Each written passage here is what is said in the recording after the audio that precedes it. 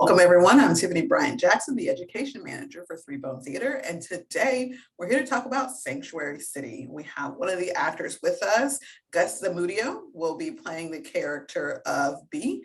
And he's here just to talk a bit about his process coming into the show and what he would like the audience to take. So hello, Gus. Hey, Tiffany. I am glad you took some time out. I know you're busy in rehearsals and gearing up for the show to open, but I just wanted to take a few moments to chat about the show itself, how you came upon it. How did you end up at auditions for the show? So it's a really interesting story. Like I feel like it fell into my lap. So I was taking a theater appreciation class at the time. I've always loved acting. I did it growing up. And so I was out of it for a while. And so that theater class, I just kind of wanted to get my foot back in there, even if it's just learning the history. And so one of our projects was to either do a monologue, a set design, or a costume design. And so obviously I chose a monologue. And so I chose the Roy Cohn monologue from Angels in America. And then afterwards, after I got some applause from the class, I spoke to my teacher and I was like, hey, I would love, just more opportunities to act. I don't care if I'm tree number 3, as long as I'm on stage, I will be happy. And she showed me this Facebook group, where I found a casting call for the role of B. It said it was for someone 18 to 21 or 18 to 25. Any ethnicity and from an immigrant background, and check. So I reached out to Robin immediately, and I was like, hey, like I just saw this post, I'd love to audition. And so we were chatting back and forth for like 20 minutes, and she was like, oh well, we can set up an audition tomorrow. And I was like, yeah, perfect. And then she was like, hey, actually, are you available like in 30 minutes? And I was walking uptown. I was like nowhere close to my house. But I said, yes, definitely. I am free. Let's do it. And so I got an Uber, rushed home, and like got my laptop open and just like waited and read the little things that they sent me. So it fell like into my lap. Sometimes timing is just perfect. So one, I'm going to applaud you for taking a chance, because so many people don't walk into a theater class and fall in love with it. They're just there for a requirement. So obviously something struck you. And then the timing of it all is perfect. One of the things I love about Three Bone is that we make sure our work is contemporary and telling a story. So when you first read it, what were your feelings about what you were reading and the character you were reading? So the first little like the first read through, or just like the first read through. Yeah. The first read through was very interesting. It reminded me of a friendship that I had with someone, my best friend at the time. And I was like, wow, this is like very much just mirroring our relationship. And just for example, like in the play when B and G go to each other for everything, that's how we were. So I was like, this is paralleling a lot of my life. And so it was just really interesting. And then it was so happy for the first half, and then the second half you get into reality that sometimes those friendships, as beautiful as they are, don't really work out, because we grow apart, we're people. And so it's real life, like you said, it's contemporary, it's real life, it's stories that everyone can relate. People will be able to relate to this story because we've all gone through something like this. We've lost a friendship. It may not be to the extremity of what the show does, but we'll be able to relate, and I was able to relate to it on a very personal note. Good. I think the first time I read the script, I, like you, identified early relationships in high school. Now, mind you, I went to high school 1,000 years ago, but I get what you're saying, and bringing the audience into something that they would know and learning from that. Now, how have the rehearsal processes been? Because it's a small cast. There's only 3 of you. Yes. So how has the process been? This is your very first show. So well, it's my first show in 5 years. Okay. But this rehearsal process has been magical. I mean, there's really no other way to put it. At first, it was only my co-star Sarannan and I, with our stage manager and our director, and like we would all just kind of find ourselves wearing the same colors, even though we like we didn't coordinate or anything, and just the conversations that we had prior were just amazing.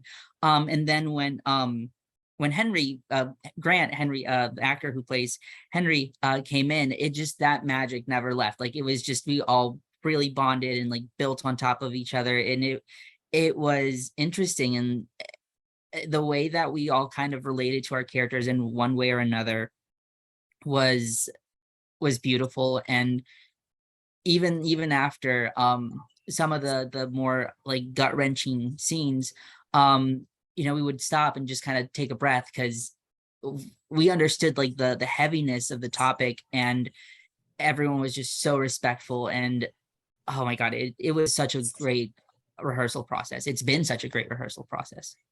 Good. Are you excited for audiences to finally get to sit in the seats and take it Oh in my this God, week?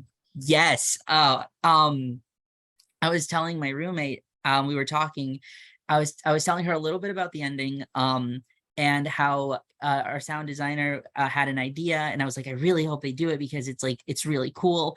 And so when we ran it for the first time, I think a few days ago, I was telling her, I was like, oh my God, you're gonna love it, so cool. And just, I mean, it's the ending, but just everything, how everything has come together, it's, oh, it's amazing. It's like, oh, it's stunning. Like I don't have any words for it. It's just, it's Listen, stunning. stunning is a good word. I want everyone to take in this show from the entertainment perspective, from the beautiful work that you guys have been doing perspective, and for the lessons they can learn Yeah. perspective, right? Every show we do at Three Bone, we work hard to make sure that people walk out of the theater and have a chance to dig deep and learn a little more. That's their goal. That's my whole role. And there is a discussion guide with this show, and we're asking people to ask these questions of themselves, like, what is your American dream? And have you ever really had to make these hard decisions? What does that look like? Are you supporting all the people you need to support too in your world? So I am loving that you are so excited to show this to the world. Oh, If there's one thing you want an audience member to take away from this show, what would that be? oh my God, that's that the story that we're portraying is, it's real. It's very much not just a story. It affects people every single day, and be it losing a friendship or just the topics that we talk about in the show, they're very, very real, and that we need to be more aware of them, and just not necessarily pretend they don't exist. As much as we like to pretend that the world is a beautiful place, there's some harsh realities that our characters, who are so young, have to deal with. And there are people who have to deal with the same situations. That's very true. Youth doesn't mean you're free of harsh realities. And I think that is something adults forget sometimes as we are navigating the world. I happen to have young adults that are my own, like I birthed them, but they are navigating the world on my own. And I learned very early on, like they were humans and were carrying their own struggles. And some of it is external struggles, some of it's internal, but the weight of what they're carrying is not any lighter because they are younger people. And I think that's also something I'd love the audience to take away, because we never know what anyone is doing or dealing with. And sometimes we have to check ourselves and our privileges and really pay attention to the world at large. So I'm hoping that everyone, I'm talking to you all, grabs a ticket, goes out and sees Sanctuary City. It opens this weekend, first weekend in November, and will run for 3 weekends. You have no excuses not to catch us. We'll be performing out of the Arts Factory. Gus has given you the stamp of approval. I've given you the stamp of approval, and I hope you stay tuned for our next few videos where we'll be talking to some members of our communities who've gone through similar issues as the characters have gone through, and learn a little more so that we get to the point where we as individuals are digging deeper and learning lessons and trying to make better changes for our communities around us. Thank you, Gus, for taking Thank you some so much, time Tiffany. to chat with me today as we gear up for opening night coming Friday. It's crazy. I know. It's Friday. I'm like, wait, what is it? It's Friday, November 4th. Come see. If you don't have a ticket for opening night, you got 3 weekends.